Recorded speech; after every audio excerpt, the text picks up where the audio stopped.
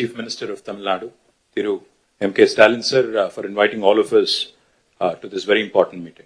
Honorable Chief Minister of Kerala, Shri Pinarayi Vijayan sir, Honorable Chief Minister of Telangana, Revanth Reddy garu, Honorable Chief Minister of Punjab, Shri Bhagwan Singh Manji, Honorable former Chief Minister of Odisha, Shri Naveen Patnaik ji, my brother and Deputy Chief Minister of Tamil Nadu, Shri Udayanidhi Stalin ji, Deputy Chief Minister of Karnataka, Shri D.K. Shivkumar ji, and to all the representatives of various political parties from across India, I sincerely thank you for joining this very important meeting. I come from Telangana and I represent the Bharat Rashtra Samiti, which has led a movement for 14 years for the formation of Telangana under the leadership of our leader, Shri K. Chandrasekhar Rao. When Mr. Vijayan spoke about tyranny of majority, sir, we understand what exactly it means to come out of a larger setup and create a small state. We fought against Delhi, and we fought against the forces for about 14 years to achieve our dream. A long fraught battle it was. We of course draw a lot of inspiration from the people of Tamil Nadu on how to preserve our identity and fight for our rights in a federal setup, because the whole Dravidian movement is a beacon of light for all of us across the country in terms of fighting for our rights and fighting for our spirit. We of course also are aware that the 5 South Indian states are at the receiving end, as was enunciated by Shri Vijayan ji, Shri Revanth Reddy ji, and also eloquently by D.K. Shivkumar ji, of the union government's policies. Despite demonstrating robust growth across sectors, these states have been victims of apathy and discrimination. Let me remind all of us, we live in the world's largest democracy, India. But democracy should not become a mobocracy. We cannot let numbers dictate terms. We cannot let numbers dictate policies. While any true federal government would incentivize high-performing states, we have a dispensation today in India that rewards laggards and penalizes achievers. South Indian states, we all know, have been pioneers in administration, in education, in economic production, yet we are penalized with reduced political power. This is not just an imbalance, but it is a political and fiscal centralization that is looming large. History will not forgive us if we do not speak up, because this is the time I think we have to unite. We have to fight against this fundamental inequity. We also need to remember those who have contributed significantly cannot be penalized, cannot be discriminated against. Despite contributing to 36% of India's GDP from the 5 southern states, we are receiving smaller share of central resources, which is also raising a huge concern on fiscal centralization. Delimitation will also create a situation where fiscal resources will also be centralized, much to the chagrin, much to the detriment of South Indian states. If we allow this to continue, I fear that as South Indian leaders, we will be doing a great disservice to our future generations. So history will not forgive us, let me repeat, if we do not speak up now. Discrimination against the South is not a new phenomenon. However, it has reached an alarming proportions in the last 1 decade. From forcible imposition of Hindi to projects like bullet trains only being confined to the northern part of India, union government's initiatives are clearly discriminating against the southern states. To make matters worse, the BJP-led union government is now attempting to implement delimitation on basis of population, adding insult to injury. I'd like to begin by quoting a renowned jurist who once famously said, "A true federation does not allow any region to dominate another, nor does it permit the dilution of democratic representation based on transient factors." So if Lok Sabha seats are increased on population basis, it could prove detrimental not just to South India but also to our friends from Punjab. If not approached cautiously, if not approached with utmost caution, this could impact India's federal balance and heighten regional disparities.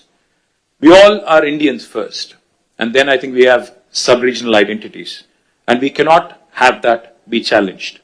India is not a collection of administrative units. It is a pluralistic, ethno-linguistic union of states, where unlike any homogeneous composition like China or Russia, we certainly are not against money being given to lagging states or backward regions. But the fact is, we are not against money of central government going to some states, but we are against hegemony.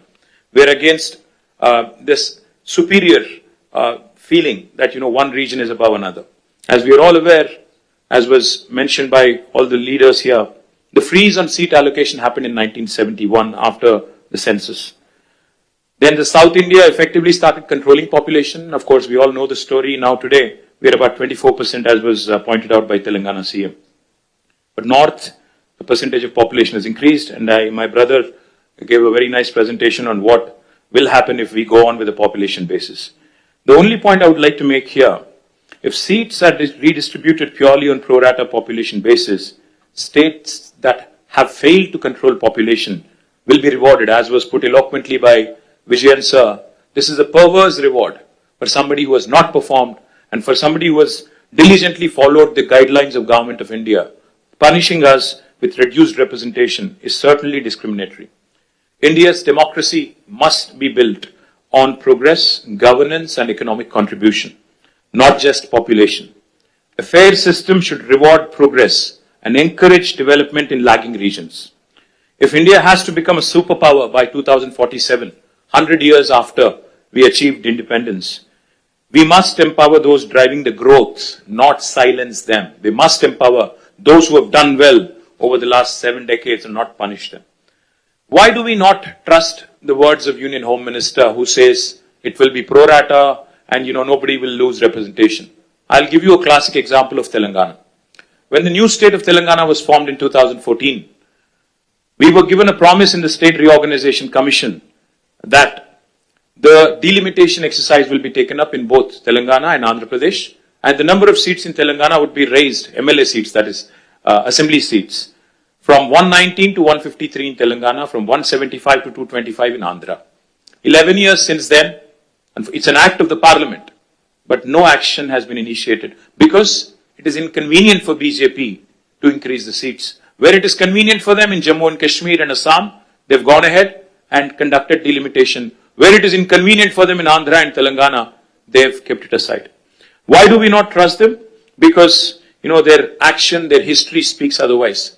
Today, the union government has indulged in cesses.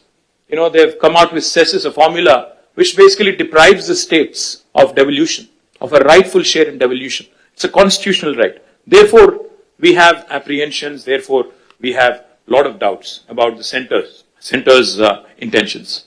But I also would like to propose a few possible suggestions towards solutions. If the central government is determined to proceed with delimitation, I think as Stalin sir put it, fair delimitation is the ask. It should be fair, it should be just, and Dr. Baba Saheb, when he put these 3 words in constitution, I think he meant it for situations like this: equality, liberty, and fraternity. Now, if they would want to go ahead and do the delimitation because they have the numbers, then we have to ensure that the current proportion of each state remains as it is. If Tamil Nadu has about 39, is it? 39 and Telangana has 17 with increased numbers also, our percentage should also increase proportionately. And it should not come down, our voice should not come down. If a state currently has 2% of the total parliament seats, even after delimitation, also the state should have 2% share of the seats. As Mr. Mann was pointing out, his numbers will increase technically, but percentage will come down, which defeats the whole purpose. The second suggestion could be, as some people are proposing, a permanent, freeze could be also brought in. We can say that 1971, the census could be the basis and there could be no further increase in the number of seats. Another alternative approach could be, again, this could be a radical solution, as one of my friends asked, what is the basis for Telangana CM's recommendation of 33%? I would say, if South India is contributing 36% to GDP, why don't you give us 36% of the voice in parliament? What is wrong? Why are you not rewarding those states that have performed exceptionally well in nation building?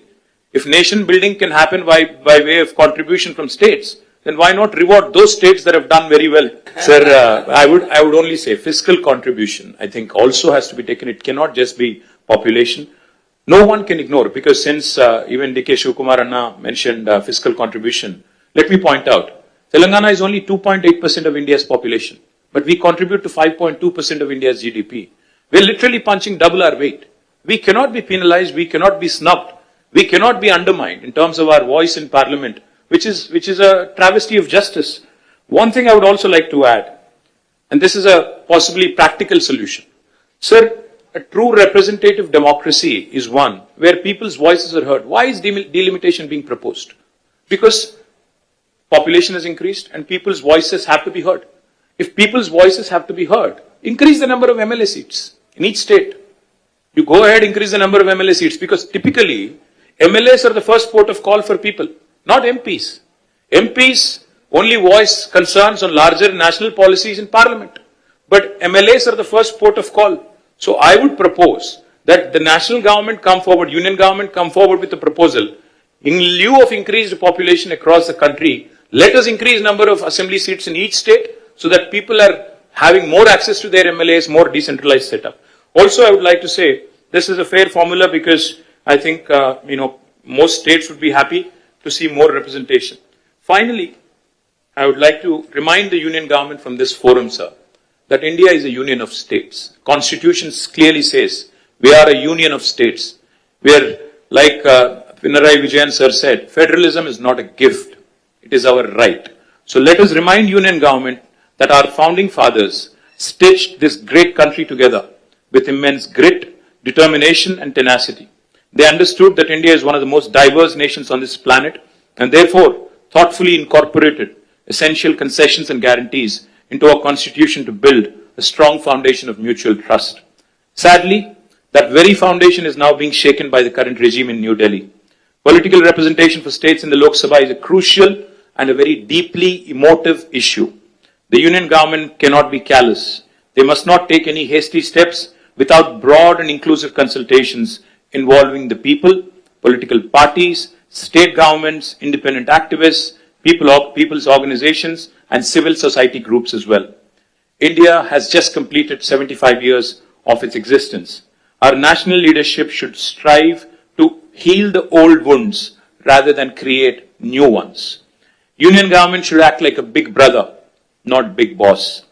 As a renowned scholar and statesman once said, the federal structure of India must ensure that no state, however small or large, it could be Manipur or it could be Uttar Pradesh, feels neglected in governance. Finally, cooperative federalism will make India stronger. Stronger the states, stronger the country. Cooperative federalism will make India stronger, not coercive federalism. Jai Telangana, Jai Hind. Thank you, Stalin sir.